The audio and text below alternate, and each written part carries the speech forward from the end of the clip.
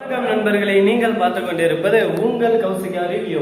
சரி, வாங்க வீடியோக்குள்ள போய் என்ன நடக்க போகுது அப்படின்னு சொல்லிட்டு பாத்தீங்கன்னா, மாயா மாயா மாயா நீ என்ன மாயாவிக்கு ஆயாவா அப்படின்ற மாதிரி தான் நம்ம அமுதா ஆயா வேற லெவல்ல ஒஸ்டான கேரக்டர்ல ஆரம்பிச்சாங்க.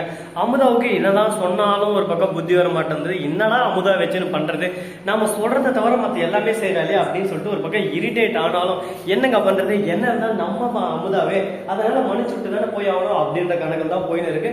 அப்படி அமுதா என்ன பண்ணா அப்படின்னு சொல்லிட்டு பாத்தீங்கன்னா, கரெக்டா ஹாஸ்பிட்டலுக்கு போறாங்க. போறதோட மட்டும் இல்லாம கரெக்டா டாக்டர் கிட்ட எல்லாருக்கிட்டையும் அவன் பிரெக்னென்ட்டாவே இல்லை, பிரெக்னென்ட்டா இருக்குன்னு சொல்லிட்டு வீட்டை ஏமாத்தின்னு இருக்கா. டாக்டர், நீங்க தான் அதை வந்து உறுதிப்படுத்தணும் அப்படின்னு சொல்லிட்டு சொல்றாங்க.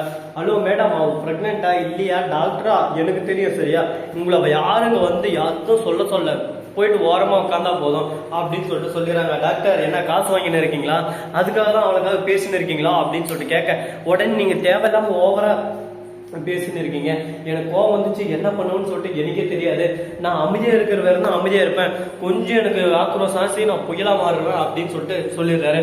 இதை கேட்டதும் ஒரு பக்கம், என்னடா இவன் டாக்டரா இல்லை வேலையாடா, இவசத்துக்கு பேசிட்டு போயினே இருக்கான், இதெல்லாம் எங்க செல்லுபடியாவாது தம்பி, எனக்கெல்லாம் கோவம் வந்துச்சு, என்ன பண்ணுவேன்னு சொல்லிட்டு தெரியாது அப்படின்னு சொல்லிட்டு ரொம்பவே கோபமா பேச ஆரம்பிச்சாங்க. இதுக்கப்புறம் என்ன நடக்க போகுது அப்படின்னு சொல்லிட்டு பாத்தீங்கன்னா, ஆவேசத்தின் உச்சியில அப்படியே சும்மா கோபத்துல ஒரு பக்கம் அலங்கோலமா ஆயிடுறாரு. யாரா அப்படின்னு சொல்லிட்டு டாக்டர் தாங்க. ஏன்னு சொல்லிட்டு பாத்தீங்கன்னா, அமுதா இருக்கால, அவ வந்து அடியாட்களை கூட்டு வந்துடுறா. அடியாட்கள் அவைய எப்படி ரெடி பண்ண முடிஞ்சுன்னு சொல்லிட்டு பாத்தீங்கன்னா, மாயா ஏற்பாடு தாங்க. இப்போதைக்கு நம்ம யாழினிய எந்த ஒரு விஷயத்துல தலையிடாத மாதிரி பண்ணிட்டா இனியா பிஸி ஆயிருவா. இனியா எப்போ பார்த்தாலும் யாழினிய பக்கத்துக்கே டைம் சரியா போயிடும். ஒரு பக்கம் விக்ரமும் அதே மாதிரி, ஏன் என்னடா இனியா இவ்வளவு கஷ்டப்படுறாங்கன்னு சொல்லிட்டு அவன் பின்னாடி சுத்தின்னு இருப்பான். அந்த கேஸ்ல இருந்து நம்ம அழகா வெளியே வந்துடலாம், இதுதான் ஒரே வழி, வேற எந்த ஒரு ஆப்ஷனும் இல்லை அப்படின்ற ஒரு கட்டத்துல தள்ளப்பட்டு இருக்காங்க. சரி, அதனால இதை தான் பண்ணி ஆகணும் அப்படின்னு சொல்லிட்டு முடிவு எடுத்து இந்த விஷயத்த செய்யலாம்னு சொல்லிட்டு களத்துல இறங்கிட்டாங்க. இதுக்கப்புறம் என்னென்ன பண்ண போறாங்க, ஏது பண்ண போறாங்க, நம்ம நல்ல சிவன் இருக்காருல்ல, அவன் தான் கண்ணு நொல்ல சிவன் மாதிரி எப்ப பார்த்தாலும் ஹாஸ்பிட்டல் போகணும்னு சொல்லிட்டு என் பேர குழந்தைய பார்க்கணும், அவர் மேல எந்த ஒரு குத்தம் இல்லைங்க, குழந்தைய பார்க்கணும்னு ஆசைப்படுறது எந்த விதத்துல நான் தப்புன்னே சொல்ல மாட்டேன். ஆனா இருந்தாலும் எல்லாத்துக்கும் ஒரு வரமுறைன்னு ஒண்ணு இருக்கு. இந்த டைம்ல இதை தான் பண்ணணும், இப்ப இதை தான் பண்ணணும் அப்படின்னு சொல்லிட்டு எல்லாத்துக்கும் ஒரு வரமுறை இருக்கு. ஆனா இவங்க வரமுறை இல்லாம ஒரு பக்கம் பிரச்சனை பெருசாக்கி போயின்னு இருக்காங்க. இது எங்க போய் முடிய போகுது, எதில் போய் முடிய போகுதுன்னு சொல்லிட்டு தெரியலங்க. இருந்தாலும் எல்லாத்தையும் சமாளிக்கிற திறமை நம்ம கிட்ட இருக்கு, சமாளிச்சுதான் ஆகணும்.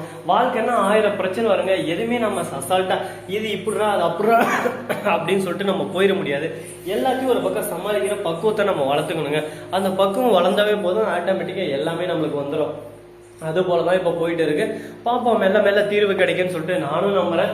இனியாவும் ஒரு பக்கம் ரொம்பவே போராட்டத்துல ஈடுபட்டு இருக்காங்க. எப்படியாவது இந்த பிரச்சனையிலிருந்து யாழினியை காப்பாற்றணும் அப்படின்னு சொல்லிட்டு ரொம்பவே தீவிரமா ஒரு பக்கம் முயற்சி பண்ண இருக்காங்க.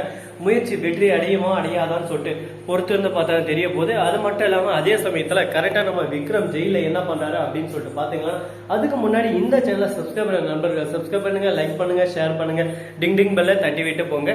மிக்க நன்றி. தேங்க்ஸ் ஃபார் வாட்சிங். Tata, see you. நன்றி, வணக்கம்.